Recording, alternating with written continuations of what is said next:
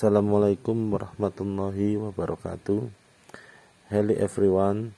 Today I'm gonna explain about assessment in Merdeka curriculum.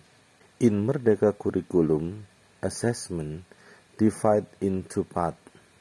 They are formative and summative assessment. What is formative and summative assessment? Formative assessment is assessment that do in beginning of learning or learning need. When we do in beginning of learning, it has purpose to know learning need. But if we do in the learning process, it has purpose to know the learning progress. Informative assessment doesn't have any purpose dealing about scoring. But if summative assessment, it has purpose dealing about scoring that put in the school report.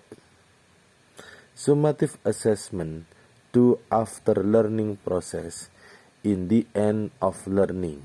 What is the difference between formative and summative assessment?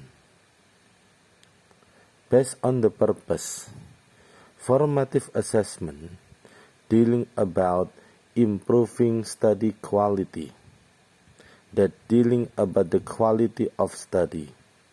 But if summative assessment dealing about knowing the learning result, to know about the result after learning.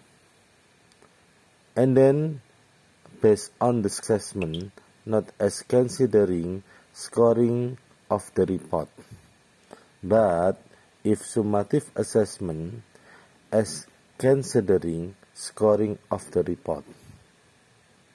And best assessment time, assessment, formative assessment, beginning of learning process, and summative assessment in the end of learning process.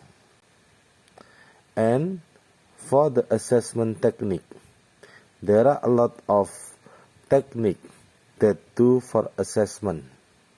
The first is observation, and the second test, self-assessment, peer assessment, documentation, interview, questionnaire, performance, portfolio, and the last assignment.